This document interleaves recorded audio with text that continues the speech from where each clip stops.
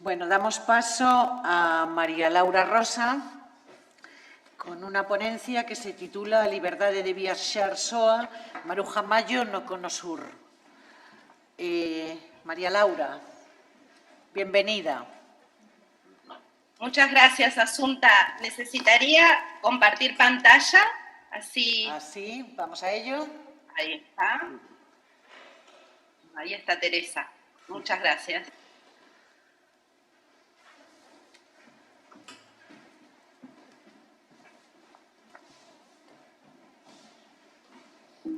Ahí.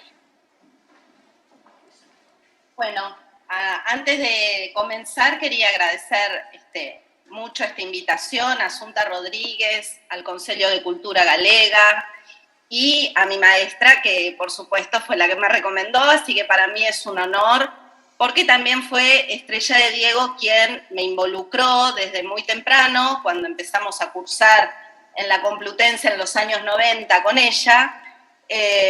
Comenzó a formarme en lo que sería teoría de arte feminista, que por ese entonces, a principios de los 90, estoy hablando del año 92, muy pocas y pocos docentes, profesoras, profesores practicaban, ¿no? Generalmente se daba una historia del arte muy tradicional y muy excluyente de todo lo femenino. Así que agradezco enormemente a Estrella que comenzó a armar un grupo de historiadoras del arte con otra mirada hacia la propia disciplina y que yo considero que eso hizo renacer a la disciplina. Así que, bueno, agradezco mucho esta invitación y cuando yo regresé a Argentina, después de vivir 6 años en España, por supuesto, el vínculo directo que tenía entre mi propia historia, porque mi abuelo es gallego, Argentina y España fue Maruja. Entonces, si bien hoy yo me dedico a artistas muy contemporáneas y latinoamericanas, Maruja siempre fue, digamos, aquella figura muy importante en mi propia vida profesional y que une muchos afectos. Así que para mí es un gran gusto estar compartiendo hoy esta mirada sobre Maruja. El título de la conferencia, que yo creo que se relaciona directamente con la de Victoria, que fue un gusto escucharla, y un honor para mí también estar compartiendo mesa con esta tan importante catedrática, tiene que ver con esta idea de estas mujeres nuevas, estas mujeres modernas, que viajan sola. Y no es muy común y muy frecuente que hacia 1920, 1930, estén dándose estos lujos algunas mujeres de hacer viajes transoceánicos, porque lo que estamos viendo aquí es un viaje transoceánico, con lo cual es mucho más complejo hacerlo sola, sin la compañía de un varón, y por digamos, por varios motivos. Por supuesto, motivos políticos, pero también motivos artísticos, motivos de intereses personales, no solamente, digamos, vinculado con el hambre y la desesperación que tuvieron muchos de nuestros inmigrantes. Maruja va a ser una persona sumamente formada cuando llega a Buenos Aires y una persona con una personalidad, por así decir, muy fuerte que lleva a que decida ella irse y cruzar el océano. Hice una exposición el año pasado en el País Vasco, en Artegunea Cucha, donde trabajé este tema de la mujer moderna, junto con una compañera y amiga, colega hermosa que se llama Tamara García Iglesias, vasca. Hicimos las dos todo un análisis de esta situación de la mujer moderna, pero en las fotógrafas argentinas. Y en el caso de Maruja se la puede incluir perfectamente, o sea, mujeres con intereses más allá de los, digamos, de la sobrevivencia, ¿no? Con intereses culturales, con intereses políticos, con posiciones políticas tomadas, y esto no era muy frecuente, no solo en España, no era nada frecuente en Argentina. Entonces, en ese sentido quería explicar este tema de la libertad de viajar sola, ¿no? Porque eso, a medida que las mujeres y las artistas mujeres pueden moverse por el espacio solas, recordemos que a finales del 19, principios del 20, tenían que ir con una chaperona, con una mujer que salvaguardara su virginidad, su conducta, su moral, etcétera, y que en 2 décadas ya existan mujeres que pueden moverse dentro del espacio solas, bueno, es un salto muy grande que construye subjetividad, y no es cualquier salto, también es un salto político muy grande que dan las mujeres. En ese sentido, bueno, voy a comenzar con la conferencia y voy a hacer por ahí algunas aclaraciones. La artista gallega Maruja Mayo realiza en 1945 un viaje por las costas de Chile en compañía de Pablo Neruda. Entonces recorren Valparaíso y otras playas del Pacífico buscando fuentes de inspiración para la actividad poética y plástica.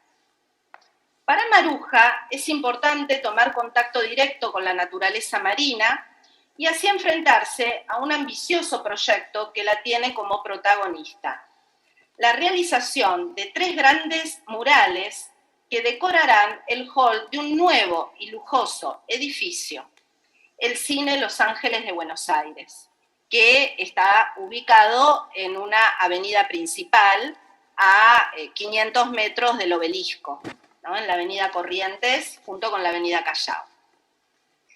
¿Qué hace que una mujer sola a sus 43 años viaje a Chile a encontrarse con un amigo de juventud? ¿Cómo llega esa mujer, sin estar acompañada de ninguna figura masculina, a trasladarse del otro lado del océano, de su lugar de nacimiento, para sobrellevar encargos profesionales, en un momento en que son pocas las que deciden sobre sus propias vidas? Como dijo Victoria, Maruja Mayo forma parte de la primera generación de mujeres cultas, audaces, dedicadas a su vocación, con ánimos de conseguir la igualdad de condiciones negada al género femenino en los múltiples espacios de la vida pública española y argentina. Maruja, al igual que Rosa Chacel, María Zambrano, Concha Méndez, Margarita Nelken, son todas, al decir de las historiadoras del arte feministas, excepciones positivas, o sea, aquellas mujeres que pueden sobreponerse al contexto histórico y social de su tiempo, aunque siempre pagando un alto precio por ello. Para las mujeres, la España de los primeros años del siglo XX no dista mucho de aquella del siglo XIX. Como señala Estrella de Diego, y la cito, la idea femenina decimonónica, regida por el binomio sumisión-caridad, es un concepto que ha pervivido en España bien entrado el siglo XX. Los clichés tradicionales, la mujer buena y piadosa, hombre honesto y trabajador, de la España de los años 40, son la esencia maravillosamente conservada del siglo XIX. El mundo de ensoñaciones y la espera del príncipe azul de la posguerra son conceptos heredados del pasado siglo. Fin de la cita. Estas nociones confluyen en el estereotipo fuertemente arraigado del ángel del hogar. La buena mujer es la que dedica su vida a velar por su familia. Esto lo estudio también yo en Argentina, sobre todo a través de las fotografías de Grete Stern, Ilse Fuscova. O sea, se da la misma situación en Argentina. Maruja, señalada en la bibliografía como un bicho raro, un caso aparte, esto lo señala Francisco Rivas en un artículo que saca la Galería Guillermo de Osma, Maruja Mayo, pintora del más allá, se llama el artículo. En cierta manera, por lo que comenté hace un momento, es una de las artistas más importantes de la vanguardia española anterior a la Guerra Civil y constituye a su vez una de las pocas, como ya explicó Victoria, de las pocas que desarrolla un estilo propio, pudiendo salir de la mera repetición de lenguajes plásticos gestados en París. Aunque su actuación como mujer de la vanguardia no es solitaria, los estudios sobre artistas mujeres en el Estado español de los últimos años están mostrando que cada vez hay más creadoras que circulan durante estos años.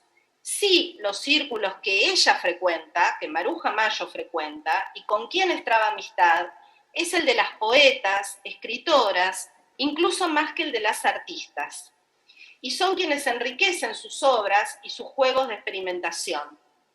En particular, nos referimos, como comentó recién Victoria, a la relación que establece con Concha Méndez, pero también con otras poetas cuando se radica en Buenos Aires. No es casualidad que fuera amiga de Gabriela Mistral. Cuando la artista gallega nace, ese año de 1902, es declarado mayor de edad y accede al trono Alfonso XIII, y se inicia la fase final del sistema político de la Restauración, consumido por el personalismo de sus dirigentes. Si bien podría pensarse que se gesta una nueva época para las mujeres, los aires noveles no afectan al género. Hacia 1900, España cuenta con una tasa de analfabetismo masculino del 55,8%, mientras que el femenino es del 71,5%.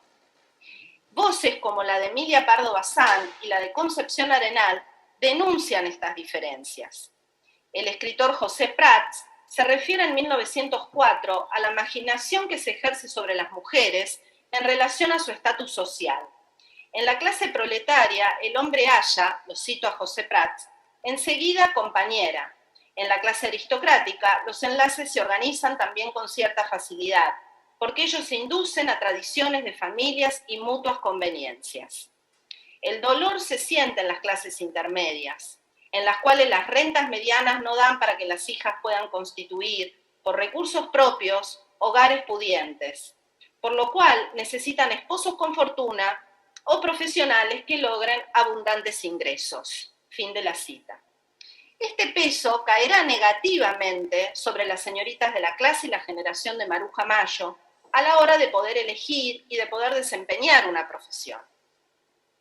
El nacimiento de Mayo también coincide con un nuevo modelo de mujer que irrumpe en Europa y que llega a su plenitud durante la década del 20, la llamada mujer moderna o Neue Frau en Alemania o New Women en Estados Unidos e Inglaterra.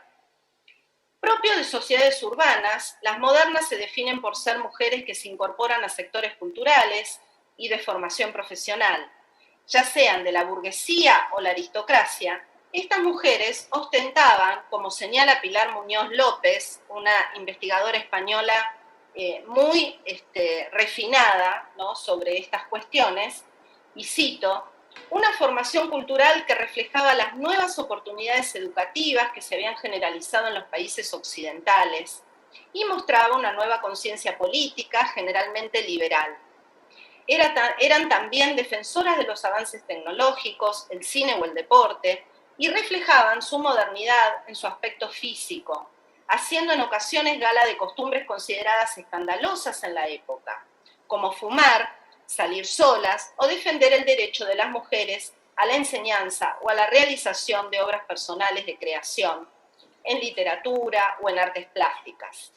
Sin embargo, este prototipo de mujer al que pertenecerían algunas escritoras y artistas importantes de nuestro país, Concha Méndez, María Teresa León, María Zambrano, Rosa Chacel o Maruja Mayo, entre otras, así como otras mujeres relevantes del mundo pedagógico o de la esfera política, fue duramente combatido por los poderes hegemónicos como una amenaza a la feminidad de la mujer y al orden establecido. Fin de la cita de Pilar Muñoz López. La fecha de 1902, sigo con el nacimiento de Maruja, es señalada por José Carlos Mayner como el momento en que se inicia lo que él llama Edad de Plata, proceso cultural que culmina en 1939.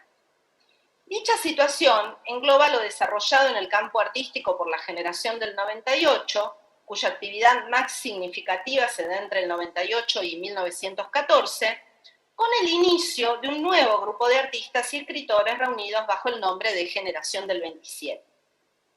Mientras la generación del 98 conforma una respuesta cultural de rechazo a los valores oficiales de la España de la Restauración, en las primeras décadas del siglo XX se suma el intento de relacionar el desarrollo técnico, el cual lentamente comienza a sostener el Estado español, a valores propiamente españoles.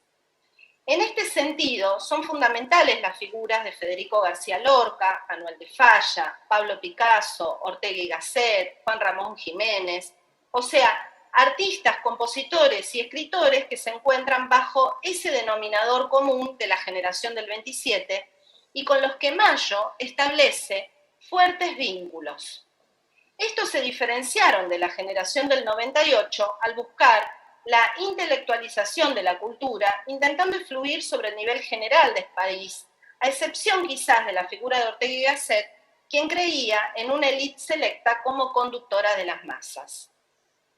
El comportamiento transgresor de estas mujeres modernas, Remedios Varo, Ángeles Santos, Maruja Mayo, entre otras, que vivieron bajo la órbita de la generación del 27, como señalan sus propios colegas, se entiende en la atmósfera educativa y cultural que rodea al género femenino de la península.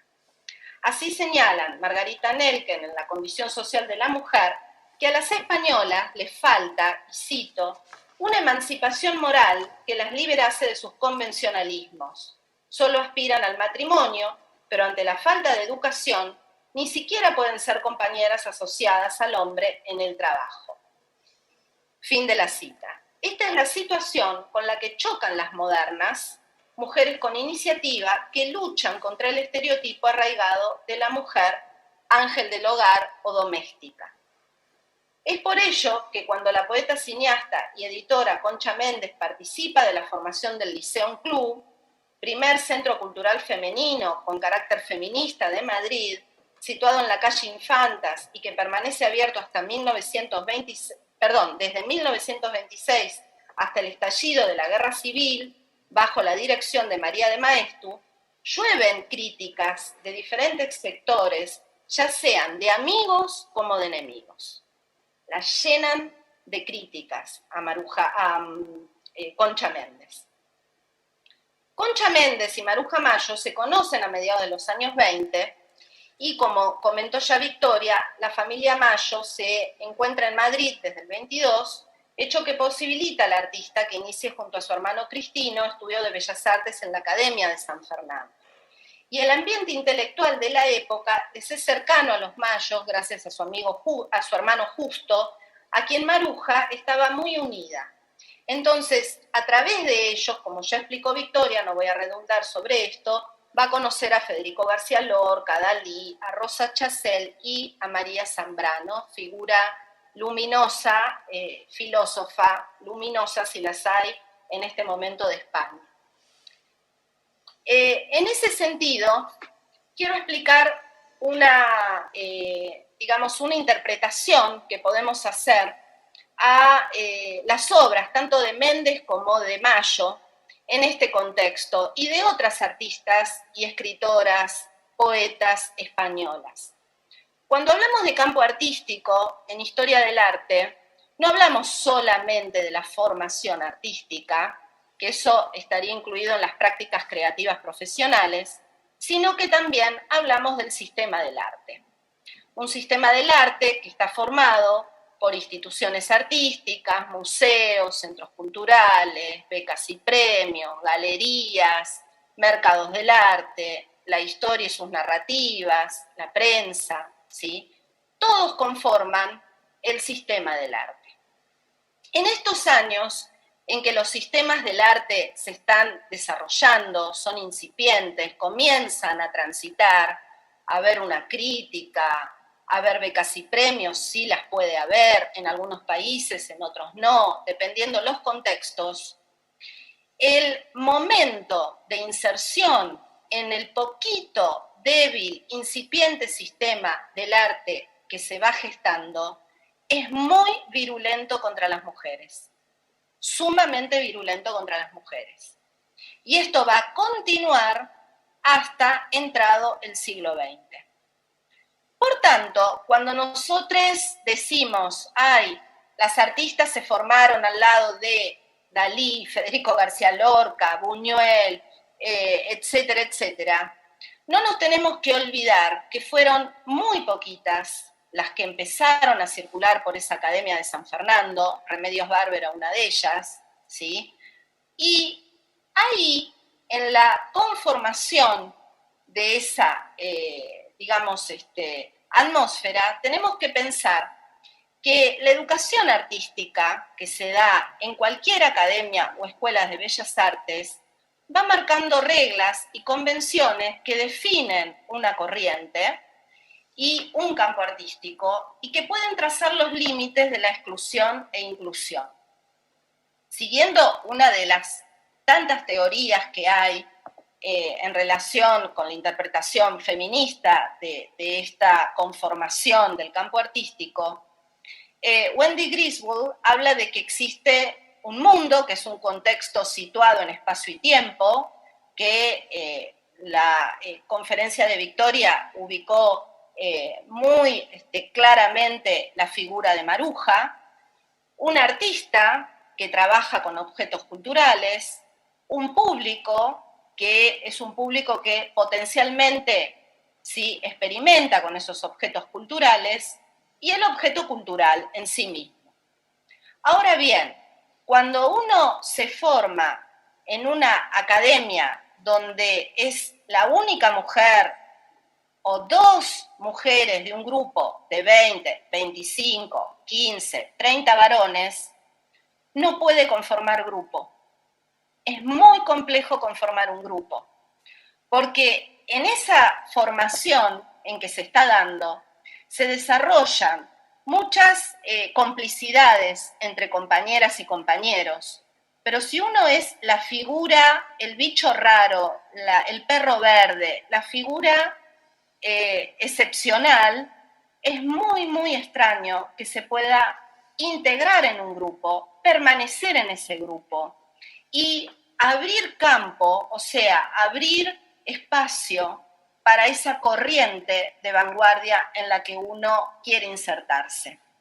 Eso va a ser muy, muy difícil para las mujeres y es uno de los motivos por el cual Maruja Mayo va a tardar muchísimo en ser reconocida en la propia España y en la propia Argentina. ¿Sí? En Argentina sigue siendo una figura bastante olvidada para mi gusto. No pudo ella integrarse a un espacio, a un campo artístico masculinista, totalmente masculinista. También el hecho de ser una extranjera, porque acá se le ha llamado de artista gallega, artista extranjera, nunca se la absorbió como una figura argentina. Esto causa todavía mucha más complicación para ella. Es una figura absolutamente excepcional. Tal es así que ella va a ser una de las primeras que comience a, digamos, a crear un espacio nuevo de venta de sus obras, que es justamente en hoteles. Ella va a transitar, va a experimentar con una idea que imagino que es de ella, que es pedirle a un hotel, en uno de sus grandes salones, poder desarrollar un workshop, o sea, un taller en donde ella muestra sus piezas y las puede vender al público que consideraba que le podía comprar. Entonces, esto es algo totalmente nuevo, radical. En la Argentina, en Buenos Aires después, no se va a volver a dar. O sea que es una figura tremendamente excepcional para nosotras y nosotros aquí. Y esto la hace que luego sea olvidada, porque evidentemente, como figura solitaria, no puede armar un grupo en donde abrir ese campo artístico a otras posibilidades, a otras opciones, a una igualdad mayor de género, ¿no? Entonces, quiero dejar esto claro porque a lo largo de la charla me gustaría que puedan hacer como esos vínculos entre digamos, la exclusión de ella de varios ámbitos y estas análisis en los que, bueno, me podría detener más, pero por una cuestión de tiempo, después por ahí lo podemos charlar en el debate. Bueno, como contaba Victoria, ella va a tomar, digamos, va a tener un vínculo muy fuerte con Rafael Alberti, luego ese vínculo se disuelve, y es por eso también que los personajes de La pájara pinta, que es una obra teatral, en donde ella, escrita por Alberti e ilustrada por Maruja, bueno, van a ser olvidados recién en los años 70, se redescubre esta pieza teatral y las ilustraciones de Maruja Mayo. Lo mismo por aquellos años, por los años 29, 27, 29, que son años de efervescencia, de formación, que ya explicó muy claramente Victoria, ella va a tomar contacto también, va a ser la ilustradora de varios libros de poesía y de teatro, y entre esos está el de Yo era un tonto y lo que he visto me ha hecho dos tontos, de Alberti. Y en los años 30 también, con su amiga Concha Méndez, ella va a, digamos, a escribir, Concha, esta pieza que se llamó Canciones de Mar y Tierra, y que publica en Buenos Aires en 1930. En Canciones de Mar y Tierra, la escritora dedica el poema Al nacer cada mañana a su amiga Maruja Mayo. Y dice así, cito un pedacito: al nacer cada mañana me pongo un corazón nuevo, que me entra por la ventana. Un arcángel me lo trae engarzado en una espada. Entre lluvias de luceros y de rosas incendiadas y de peces voladores, de cristal, picos y alas, me prendo mi corazón nuevo cada mañana y al arcángel doy el viejo en una carta lacrada.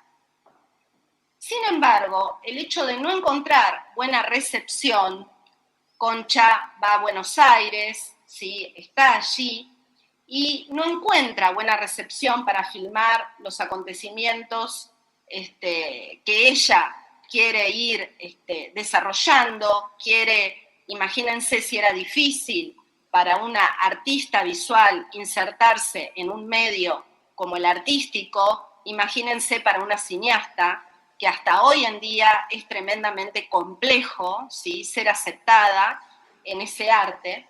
Entonces ella decide regresarse a España, Concha Méndez, a raíz de los acontecimientos de la República Española, porque tiene la certeza de que el clima de España sería más propicio para las mujeres. Este último pensamiento de Méndez no fue tan errado. La Segunda República trajo cambios en el estatus legal de la mujer, situación que lleva a sentar las bases para la autonomía femenina con respecto al hombre. Se obtiene el derecho al voto junto a la posibilidad de ser elegidas a cortes y la garantía de la igualdad formal teórica con el hombre en la nueva Constitución. Ambas amigas, Concha y Maruja, participan del proyecto cultural y social de la Segunda República, la primera como editora, la segunda como docente del Instituto Escuela de Madrid y de la Escuela de Cerámica que dirigen los hermanos Alcántara. Pero ninguno imagina que apenas unos años más tarde deben emigrar. Concha a México y Maruja a la Argentina, al calor de las bombas de la Guerra Civil. Es el inicio de lo que Mayo define como la clase cerebral, estoy citando a Maruja, atacada por la casta craneal. José Díaz Fernández escribe en La Venus Mecánica, en el año 29, y cito: todo esto es estúpido, este pobre chico creyendo que el universo está pendiente de sus metáforas. Mi amiga Gloria, que es una burguesa sin espíritu, empeñada en tener talento y hacer poesía deportiva. Hay ahora una masonería del esnobismo, un internacional del oso ilustrado que me da asco. Yo me iría de Europa, dice la pintora, que el personaje está inspirado en Maruja Mayo. Y yo, le dice la cineasta Gloria. La pintora apretó las manos. Lo peor es que estos cochinos son los que tienen el dinero y el poder. En fin, écheme usted otro poco de té, dice la pintora. Y es así, Maruja termina cruzando el océano y llega al Cono Sur, siendo una artista reconocida dentro de la vanguardia española. Su conocimiento de los principales movimientos artísticos es profundo, puesto que participa en ellos. Es el caso de su cercanía al surrealismo, como explicó Victoria, su intervención en la Escuela de Vallecas, su inclusión en 1933 como integrante del Grupo Constructivo, dirigido por el uruguayo Joaquín Torres García. A principios de febrero del año 1937, Maruja Mayo llega a Buenos Aires. Su recibimiento es afectuoso. Ello se refleja en una entrevista que le realiza Pablo Rojas Paz para el diario Crítica a tan solo 10 días de su llegada. La artista señala, y cito, la aplicación monumental es el sentido que le doy a mi pintura, con interpretación sintética. Trato de que mi plástica tenga la magnitud heroica, la grandiosa presencia del pueblo español. La función del arte es apoderarse de la nueva realidad. Una nueva sociedad se impone, una nueva humanidad, un nuevo tipo físico. Para representar todo ello, aún inédito, aunque latente y presentido, necesitamos nuevas formas, nuevas palabras para exteriorizar esta realidad naciente. Arquitectura humana es la última obra que he realizado y la primera que ha nacido en la Argentina, bajo el signo de esta tierra fértil y buena en que ahora me cobijo. Espero que mi producción esté a la altura de la una y la otra. Buenos Aires, especialmente, Rosario, Córdoba, son ciudades que aún continúan de una fuerte experimentación artística, ¿no? Y en ese sentido, bueno, Buenos Aires estaba a una altura muy importante por entonces a nivel internacional en el lenguaje artístico. La presencia del artista también tiene buena recepción en los medios argentinos. Quizás la estancia de Amigos de Mayo en Buenos Aires haya intervenido para su decisión de radicarse en el país, no en Chile, sino en Buenos Aires, y sin embargo, viajera incansable, los casi 25 años que pasa en la Argentina la llevan a conocer todo el Cono Sur, siendo sus lugares favoritos para veranear las playas uruguayas y las chilenas. El trigo y el mar son los nuevos protagonistas de las obras de Mayo. La sorpresa del trigo, última obra española y muy relacionada con la poesía de su amigo Miguel Hernández, inicia el ciclo de la poética del alimento. El trigo, bien preciado en la España del 36, es símbolo nutriente que brota de los dedos de una mujer en relación a la fertilidad de la naturaleza, de lo femenino. Al cruzar el océano, la artista llega a la Argentina, por entonces, uno de los graneros del mundo, y es allí donde inicia su serie de la religión del trabajo, la cual desarrolla durante los años 37 al 39. Está transitada por la creencia de que América refleja un nuevo orden, un nuevo espíritu.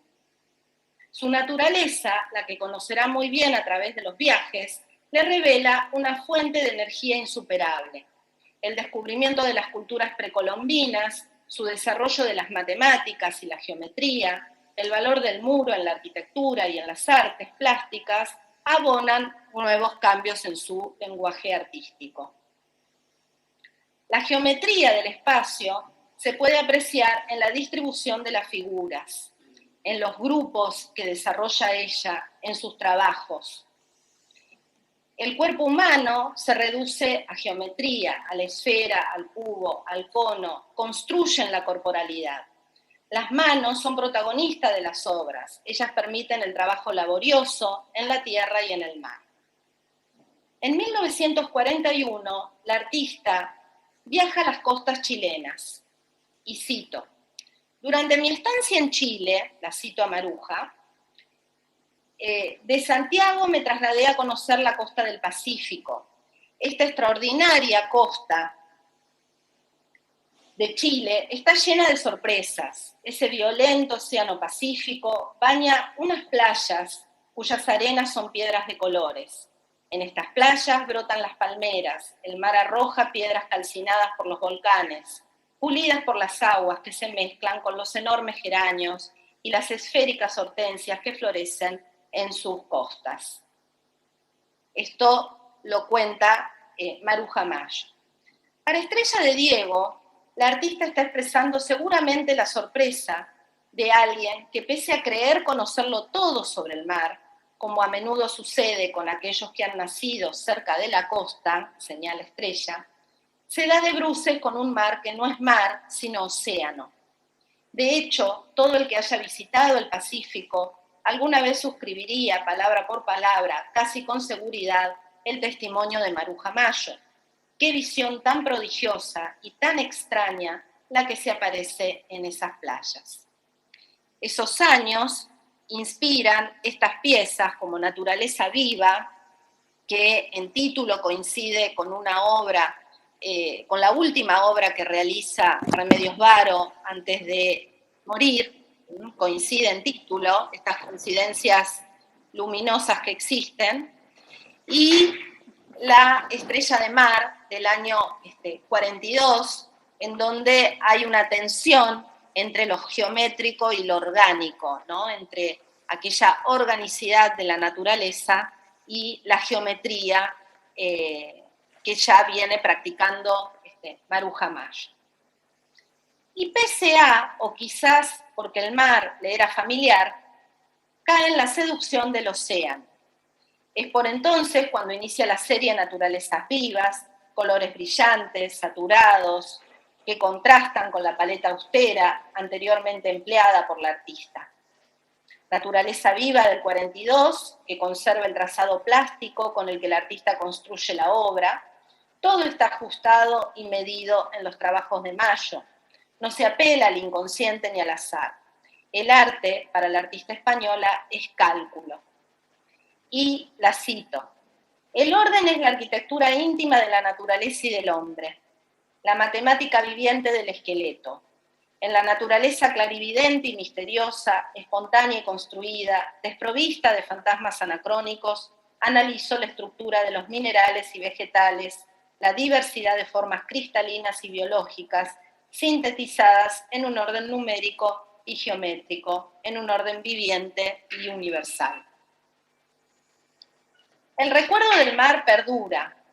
En 1943, mientras descansa en Punta del Este, realiza una serie de óleos dedicados a las algas. Pequeñísimas obras en donde las formas del vegetal marino son una excusa para jugar con los colores. Los nervios surgen de trazos sueltos del pincel, el color se vuelve de mar y arena. Algunas algas se sintetizan en las líneas, otras se vuelven manchas. Y voy a citar un poema de su amigo Pablo Neruda. Sí, las flores, las algas, las arenas, pero detrás de todo el mar como un caballo, desbocado en el viento, caballo azul, caballo de cabellera blanca, siempre galopando, el mar, marmita, siempre cocinando, el mar mucho más ancho que las islas, cinturón frenético de tierra y cielo. Y el recuerdo del mar sigue apareciendo en su vida. Es el motivo que trabajará para el proyecto de arte mural en el Cine Los Ángeles de Buenos Aires. Los arquitectos Abel López Chas y Federico Semborain convocan a Mayo para la decoración del edificio. Destinan el centro del mismo, el cual obtiene una gran vista desde el exterior para que el espectador disfrute de la obra. Es un desafío para Maruja, que no había trabajado tales dimensiones. 2 paneles de 7 metros de ancho por 4 metros de alto, ubicados a ambos lados de la puerta de acceso al edificio, y un tercero de 1,5 metros de altura que se extiende entre aquellos dos. Desafío y reconocimiento.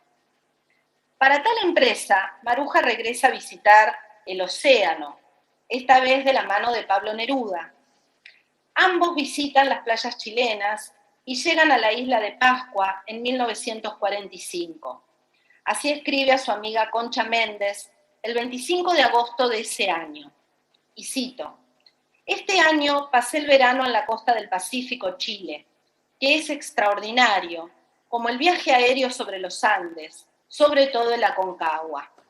Fui este año allí a tomar documentos en la costa para un encargo de 3 muros, 6,75 por 4 metros cada uno, para un edificio público de Buenos Aires que acaba de realizarse el mes pasado.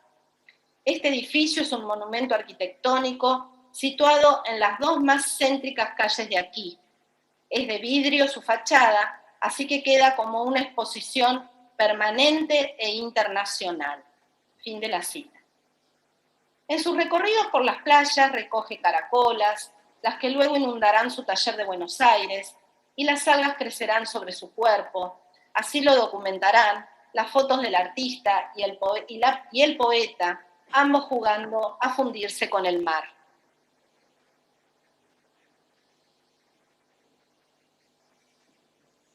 ¿Qué sereno sería si yo te navegara, si mi cuerpo o mi nave condujera a través de las olas y la luna, mar doblemente mío, hasta llegar donde me está esperando mi casa junto al manantial marino, señala la poesía de Pablo Neruda, de ese momento.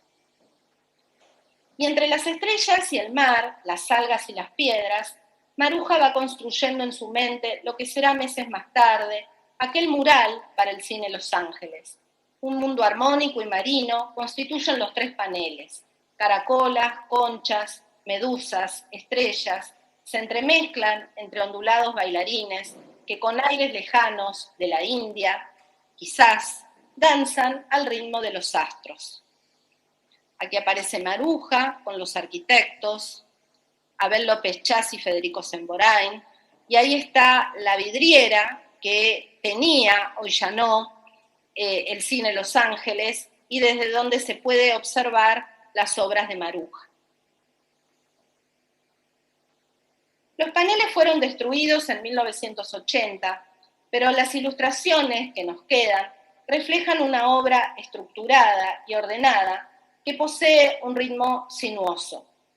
En uno de ellos se puede apreciar 5 bailarines danzando en torno a una naturaleza fantástica, centralizada. Estrella de mar que engendra conchas marinas, algas de las que surgen manos, de las cuales surge una flor. Esta última se multiplica rotando por todo el mural. Es una cadena fértil de seres que reproducen otros. Cito: los cuerpos emergen con el verde y el azul de las diferentes profundidades oceánicas. Desde ese útero en donde se realiza la metamorfosis, las 5 razas están aquí representadas en paralelo movimiento circular con el cósmico de rotación. Las cintas que los unen vendrían a ser vínculos de fraternidad para el hombre de este siglo.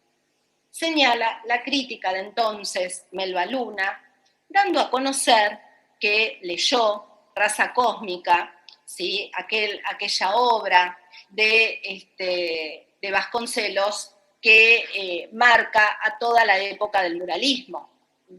Y es posible que Melba Luna seguramente la haya leído, y por eso este vínculo con Maruja Mayo, y quizás Maruja Mayo también, por supuesto, como mujer culta que era, conociera esa obra. La técnica empleada fue totalmente innovadora, poco acostumbrada la Argentina al desarrollo del arte mural, muy poco acostumbrada, lo cual es muy importante analizar cómo se contrata a una mujer para desarrollar muralismo en un país donde había muy poco mural y totalmente tomado por varones, ¿no? El grupo de Berni, Spilimbergo, Urruchúa, ¿sí? Es el grupo del mural, de los muralistas. Si lo comparamos, ¿no? El desarrollo del arte mural con otros países como México, bueno, México es imposible de estar al nivel de México en muralismo en estos años, ¿no? Quedando aquí mayoritariamente como emprendimientos de privados. No nos olvidemos el mural ejercicio plástico que desarrolla en el 34 Siqueiros y Berni en la quinta de Natalio Botana. la artista no practica ni en lo temático ni en lo técnico el realismo de compromiso social del que hablaron desde Siqueiros a Berni. Maruja va más allá. El concepto humano que maneja se basa en lo fantástico. Así señala ella misma. Cito: todo gravita en consonancia, en ondas plásticas que se propagan en el plano, transformándose en líneas y volúmenes, en formas giratorias, en algas, estrellas, medusas y en cuerpos humanos submarinos y aerodinámicos que participan más del avión que del ángel, del submarino que de la sirena, porque se ha humanizado el mito al realizarlo. Todo está sujeto a medidas, toda armonía depende de una proporción y una relación numérica.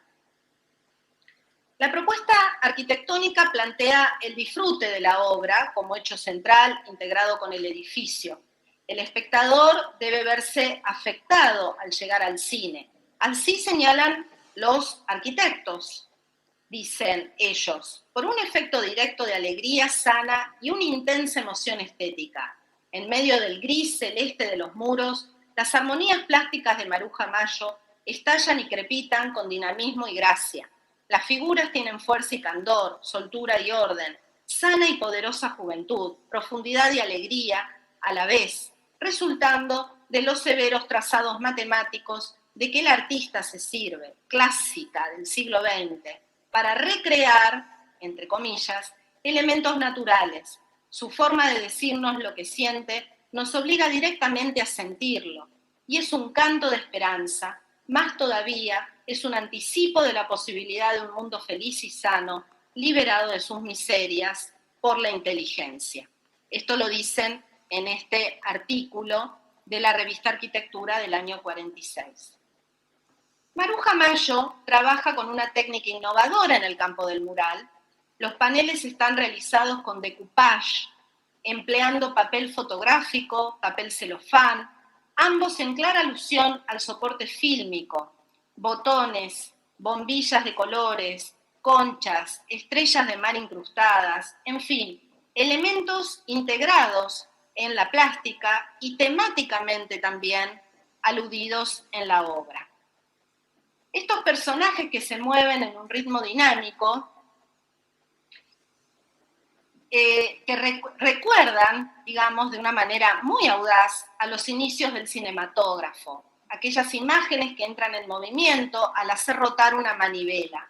Ya sea desde lo técnico como desde lo temático, Maruja expresa su admiración al séptimo arte y lo vincula con el origen de una nueva raza que interrelaciona a todas las ya existentes, a un nuevo arte que une armónicamente a todos los seres humanos con objeto de conocer la tierra, el mar y lo fantástico. No nos olvidemos del vínculo entre el muralismo de Siqueiros con Sergei Eisenstein, el director de cine ruso que se establece en México. O sea que no hay ahí, digamos, un desconocimiento de Maruja Mayo de los vínculos existentes entre muralismo y cine. Por el contrario, estaba sumamente actualizada en el tema. A finales de la década del 40 y durante los 50, Maruja Mayo va quedando excluida del ambiente de la plástica nacional. El ascenso del peronismo en el poder determina el alejamiento de muchos de los apellidos de la aristocracia porteña que compraban y coleccionaban la obra del artista. Muy de a poco comienza a salir del Cono Sur en busca de mecenas que permitan nuevas exposiciones. En 1948 expone en la Carol Kersters Gallery de Nueva York y en 1950 en la Gallery Silvagni de París. Entre 1952 y 1959, la inestabilidad política de la Argentina afecta a su círculo de amigos y a su obra. Las exposiciones que realiza en Argentina y en Uruguay pasan desapercibidas. Es por ello que el artista se retira de la vida pública, planeando lentamente su regreso a España. Con esto voy a cerrar. Lo dejo abierto para la discusión. La situación de Maruja Mayo en la historiografía del arte argentino es cuanto menos injusta. Partiendo de la idea de que la historia del arte argentino sigue determinada por un discurso masculino, blanco y burgués, aunque en Nuevos Aires entran de a poco más protagonistas mujeres, pero de a poco, ¿sí? Resulta entonces que la presencia de las artistas es menor en comparación a la de los artistas varones dentro del discurso canónico de la disciplina.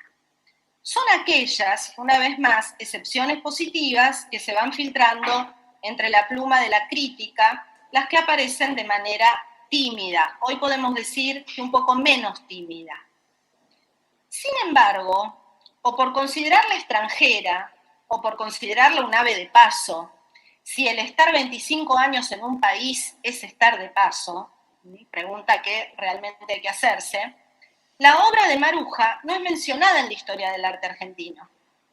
Hecho sorprendente, si se quiere, puesto que es reconocida por Julio Pairó, el gran padre, ¿no?, de la historia de nuestro país, de la historia argentina, y por Córdoba Iturburu, gran crítico, que aparte realizan críticas y hablan de su trabajo, del trabajo de Maruja, en la prensa porteña durante los años 30 y 40.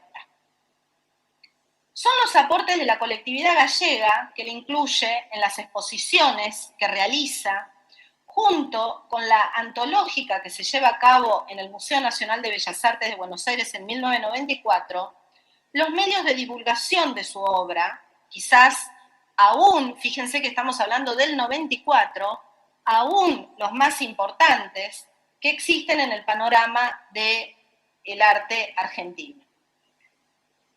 Esta situación se replica en España durante los años 60, 70, por supuesto cada vez menos, y hay que destacar que recién en 1990 Maruja recibe la medalla de oro de la Comunidad de Madrid y en 1991 la medalla de oro de la Junta de Galicia, para que, digamos, se vuelva a hablar de ella, se establezca sus últimos años como una figura importante. Sin embargo, las exposiciones antológicas de la Galería Guillermo de Osma, yo me he entrevistado con Guillermo varias veces, alguna acá en Buenos Aires y otras a través de mail. Es un galerista al que realmente quiero porque ha estudiado en profundidad a la artista gallega. Las exposiciones, como digo, antológicas de la Galería Guillermo de Osma de Madrid, realizadas en 1992, la organizada por la Junta de Galicia, que llega a Buenos Aires en 1994, son fundamentales para la revisión conceptual del trabajo de esta artista. Si bien, como señala Rafael Esquirru, crítico argentino, en la reseña de la exposición del 94 del Museo Nacional de Bellas Artes en Buenos Aires, y lo cito, nuestra tradición patria, bueno es recordarlo, se inicia en materia de arte con Carlos Morel, nacido durante la Asamblea del año 13, quien era hijo de gallegos, así como lo han sido algunos de nuestros más grandes artistas contemporáneos, al estilo de Leopoldo Presas y Ernesto Deira, en tanto pintores, o Albino Fernández como grabador, sin olvidar que reclamamos, aunque sea tan solo una parte, del portentoso Luis Seoane. Fin de la cita. No obstante, esto no cae de la misma manera para el talento de Maruja Mayo. Sostiene Estrella de Diego, criticando la historiografía del arte español, y la cito a Estrella, aunque quizá llamamos surrealista Maruja porque no supimos cómo llamarla, porque su viveza personal y pictórica nos dejó, a nosotros también, sin etiquetas convincentes. ¿Qué pasaría si María Mayo, María y no Cristino, fueran sencillamente Mayo? De la cita. Lo mismo cabe preguntar para la Argentina. ¿Qué pasaría si Maruja Mayo fuera valorada por su obra y su rico aporte, un tanto monótono, en la monotonía de la plástica argentina? Porque los aportes de Maruja han sido increíbles para un ambiente bastante monótono durante los años en los que ella vivió. Estamos hablando los 40, los 50, ¿no? También yo me pregunto si se hubiera derribado en los años 80 los murales que ella realizó para el cine Los Ángeles y que yo vi de chica, si se lo hubiera derribado, si fuera Cristino Mayo o si fuera un varón, digamos, el que hubiera realizado esos murales, ¿no? Se los derriba sin ninguna documentación más que la que estoy mostrando, que son los artículos que salen en el momento de la inauguración, ¿no? Lo cual a mí me parece un hecho aberrante. ¿Qué pasaría si Maruja Mayo fuera valorada por su obra y su rico aporte, ¿sí?, en un monótono panorama de la plástica argentina de los años 30, 40 y 50, más que por su género? Y cierro aquí con un poema de Neruda. Pájaro extenso, inmóvil parecías, volando entre los continentes sobre mares perdidos. Un solo temblor de ala, un ágil golpe de campana y pluma. Así cambiaba apenas tu majestad el rumbo y triunfante seguías, fiel en el implacable desierto derrotero. Fin del poema, que se llama Oda a un albatros viajero y que yo siempre juego o sueño con pensar que está dedicado a Maruja. Bueno, muchas gracias. Muchas gracias.